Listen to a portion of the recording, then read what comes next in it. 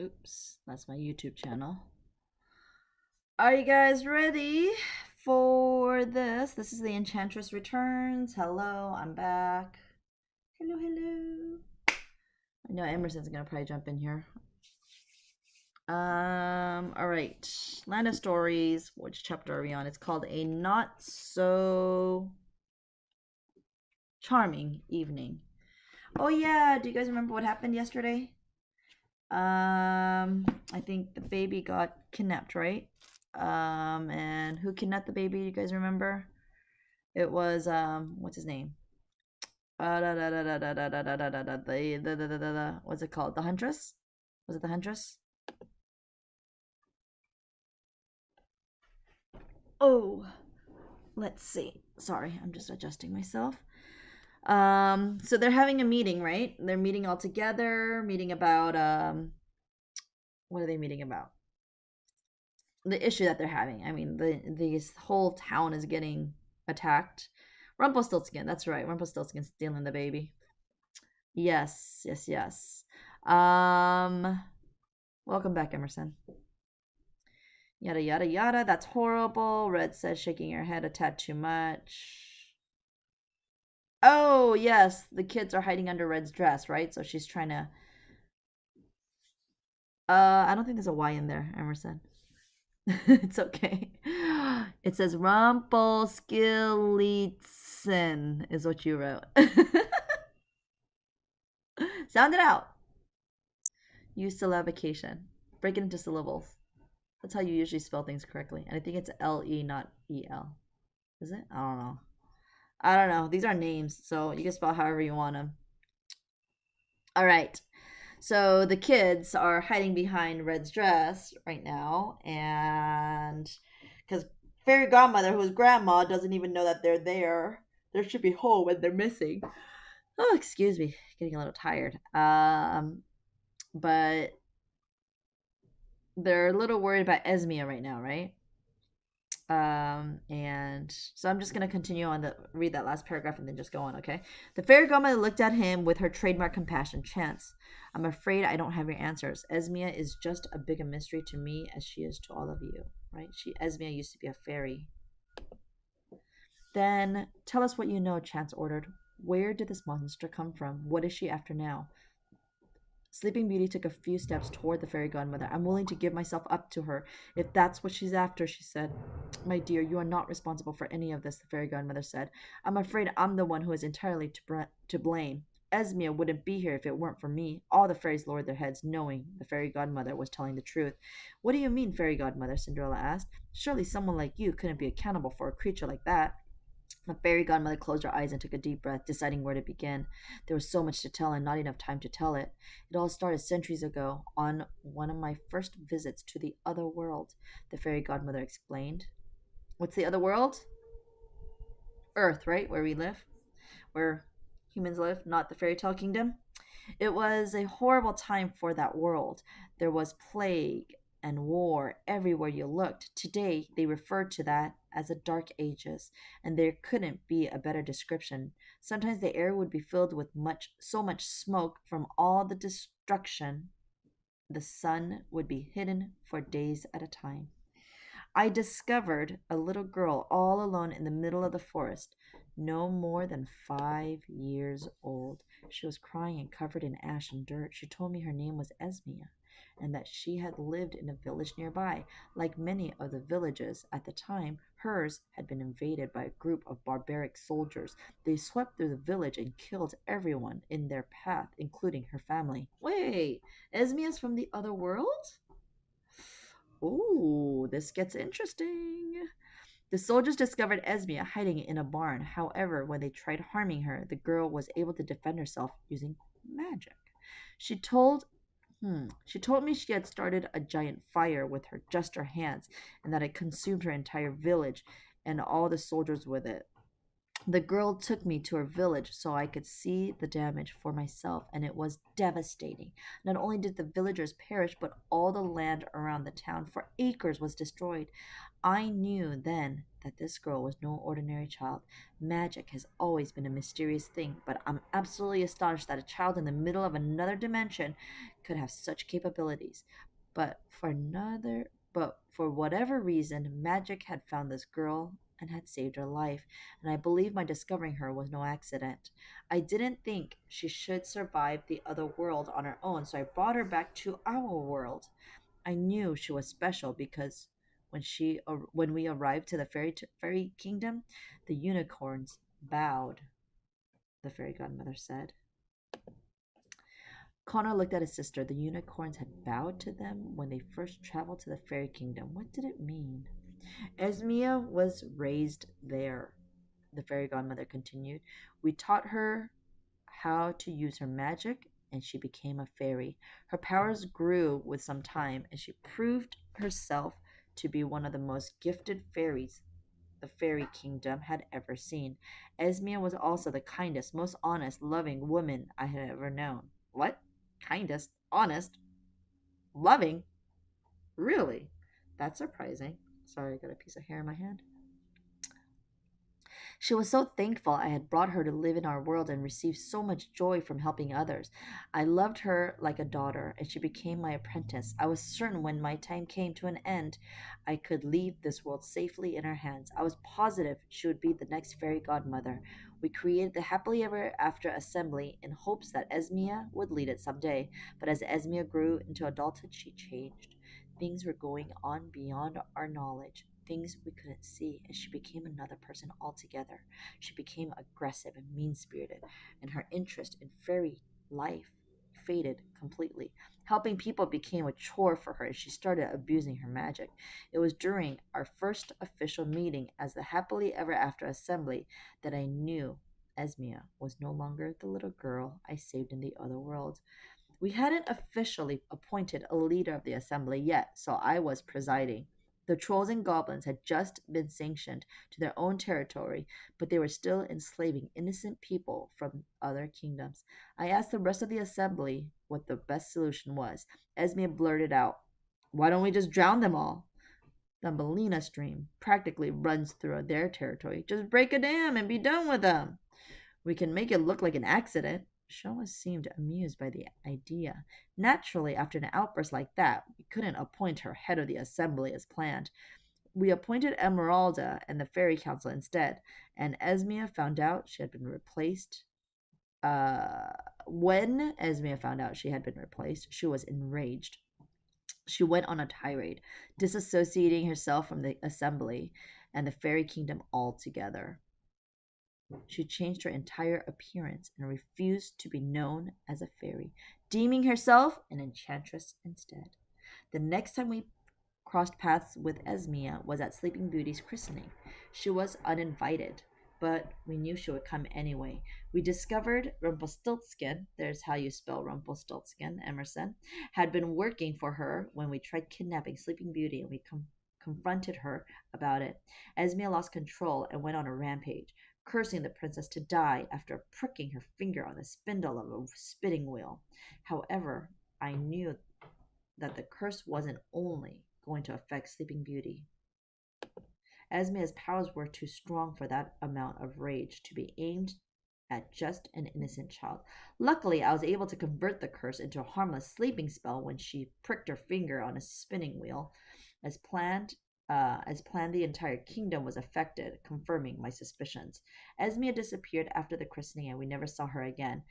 We searched everywhere, but found no trace of her. Later, word reached us that she had been poisoned by the same toxins that left the Upper Eastern Kingdom bare. We figured she must have died and stopped our search. Unfortunately, we were wrong. A year ago, my grandchildren accidentally found a way into this world and went missing. While I was searching for them, I made a troubling discovery. Small weeds started to grow in the northeast where the and grass had grown. The land had revived itself from the poison, except the poison had obliterated everything good that had come from the soil, and the weeds had taken its place. I knew then it would only be a matter of time before Esmia resurfaced. I alerted the Fairy Council at once, and we spent the last year actively searching for her, but found nothing to lead us in the right direction. It wasn't until her recent attack on the Eastern Kingdom that we were positive she had returned. The crowd in the ballroom has even tenser after hearing Esmia's story. And why can't we stop her now? King Chance demanded. If her spell could be converted back then, why can't we get a grip on it anymore? That's what I'm trying to tell you, the fairy godmother said. We taught her everything she knows. We taught her how to use her magic from her heart. We had trained her to channel it from a good source. That's why every spell she ever cast could be altered. But when she was poisoned, everything good that was left in her soul was killed. Now Esmia's powers come from a place of darkness and anger, forces that we fairies don't stand a chance against. And believe me, Esmia has a lot of anger to feed off of. Alice and Connor couldn't believe what she was saying. Was their grandmother insinuating that the Enchantress was unstoppable? So what do we do? Snow White asked. The fairy godmother lowered her eyes and looked down at the floor, hating to say as it hating to say it as much as I hated hearing it. I don't know, she said softly, and with that, whatever hope had survived was obliterated. It was as if the fairy godmother had told them the world was over. Suddenly, all the windows burst open and a monstrous wind blew inside the ballroom. Knocking Sleeping Beauty to the ground, a giant bolt of lightning hit the floor so hard the entire palace buckled, and in its blinding flash, the Enchantress appeared. Ooh!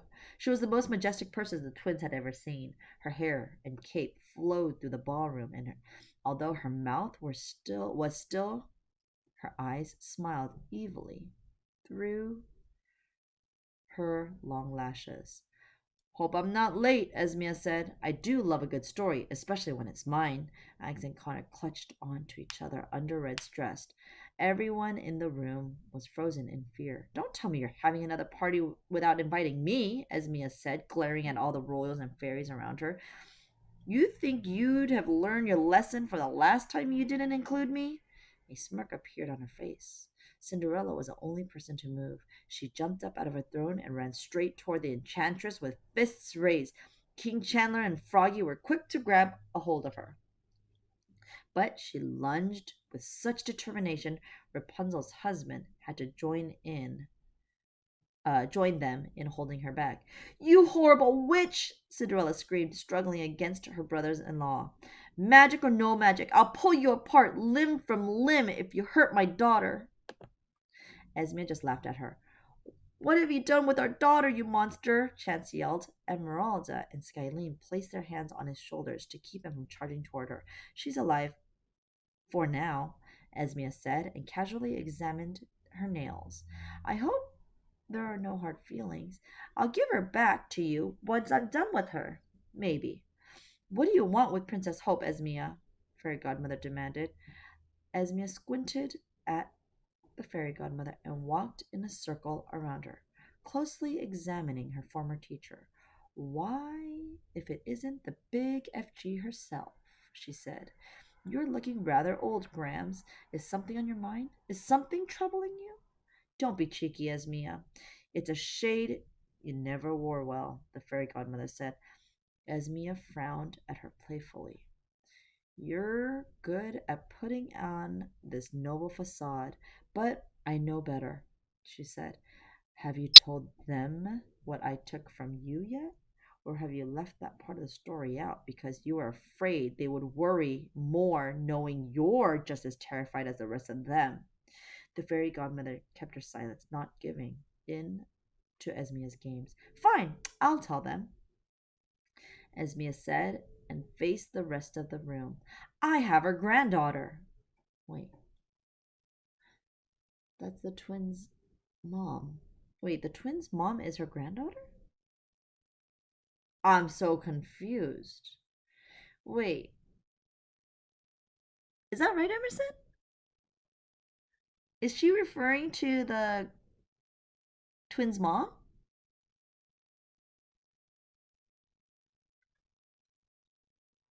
I'm confused. Wait, so fairy godmother's son is the twins' dad, and the fairy godmother's. Oh, okay. Ah. That explains, because that wouldn't make sense, because the fairy godmother's son is their dad. And the granddaughter would be their mom? Okay. That was confusing for a minute. Everyone in the room gasped, including the twins. What was she talking about? Alex wondered. The fairy godmother looked puzzled as well, wondering if the enchantress had managed to get a hold of Alex as well as Charlotte. My granddaughter? The fairy godmother asked. Esmea rolled her eyes. Oh, don't look surprised, she said. I took her weeks ago. You have You had to have known. I left you plenty of clues. The fairy godmother looked at Esmea with the most neutral face she could muster. How did you get to her? She asked. It was simple, as most things are for me, Esmea said with a small shrug. I stole that book of yours, the old one with all our histories in it, the portal. I cast a tiny spell on it and was able to pluck her straight out from the other world. I said, bring me the Bailey girl from the place where the fairy godmother's precious Bailey family resides, and that was all. Stupid woman. She didn't even pretend to be someone else. She told me exactly who she was right from the beginning. Alex grabbed Connor's hand, and they locked eyes. She thinks Mom is me, Alex whispered to her brother. And Mom must be going along with it, Connor whispered back. But why was she taken instead of you? Alex clutched Connor's shoulders as the answer came to her. Connor, I was in my honors class when Mom went missing. I was in the next town. I wasn't in the place where we reside. That's why she got Mom instead. The fairy godmother began nodding her head, coming to the same conclusion as the twins. She looked over to Red and stared down at her huge gown again. The twins could have sworn she was looking straight at them. Did she know they were under there? Whatever she did or didn't know, it made the fairy godmother stand a little taller, knowing that the enchantress had made a grave mistake. I'll admit you have our attention now, the fairy godmother said quickly, looking back at Esmea. So, what is it that you want from us? Why have you graced us with your presence tonight? A menacing smile grew on the enchantress's face. This was the part she had been waiting 2 centuries to tell them. As you may have guessed, I've decided to take over the world, Esmea said matter of factly, with a small yawn. But rather than continuing to show you examples of my powerful wrath, I've decided to give you an opportunity that will make all our lives easier. I want you all to renounce your thrones and hand over your kingdoms to me willingly. The entire room erupted in outrage. The men had to restrain Cinderella once again. Never! Chance shouted, speaking for everyone in the room.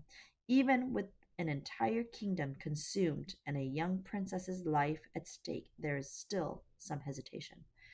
Oops, sorry, I read that wrong. Let me read that again. That's a question. Even with the entire kingdom consumed and a young princess's life at stake, there's still some hesitation, Esmea said, shaking her head. I'm going to take over. It's unpreventable. I'm giving you a chance to accept your defeat with dignity. You'd be wise to take it. No one moved or made a sound under Esmea's heavy glare. She turned to Sleeping Beauty, who was still on the floor, trembling under the enchantress's gaze.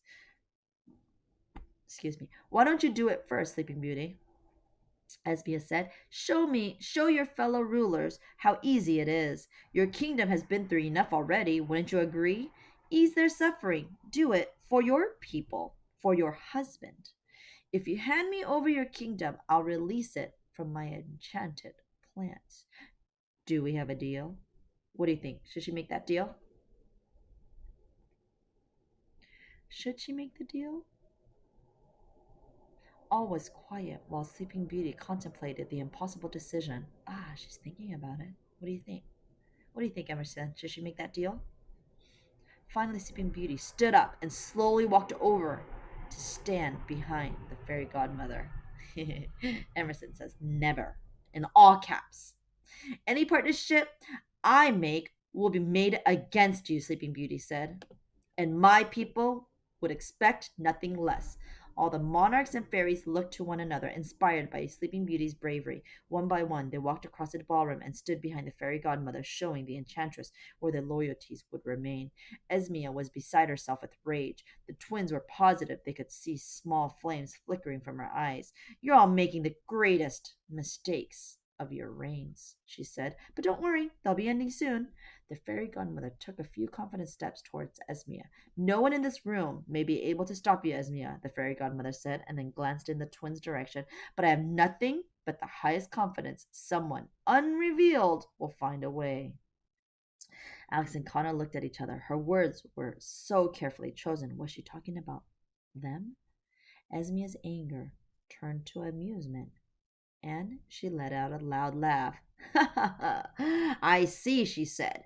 You all think you're safe standing behind your precious fairy godmother. Well, in case you think her promising words alone can save you, allow me to clarify. Esmia reached an open hand toward fairy godmother, and a gigantic bolt lightning erupted from it. It hit the fairy godmother, and she disappeared.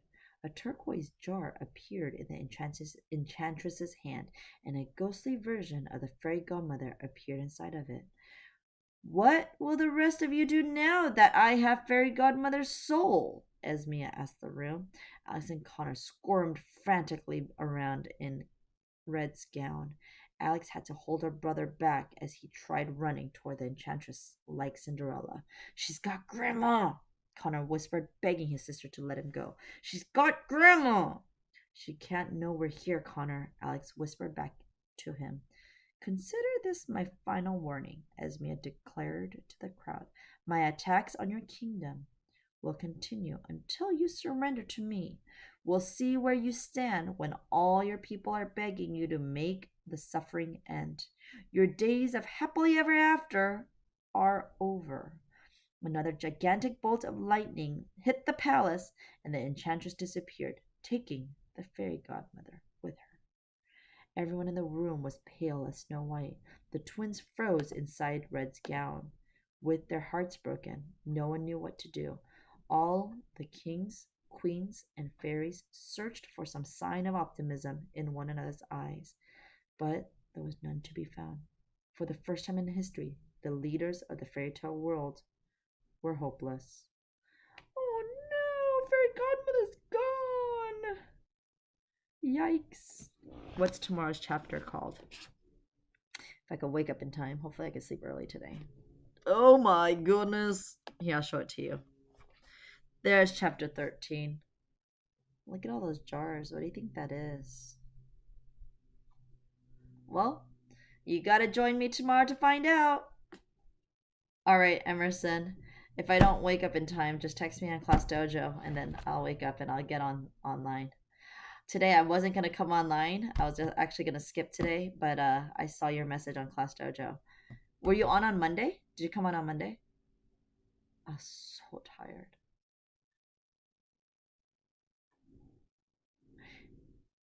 And Emerson says these are souls in these jars.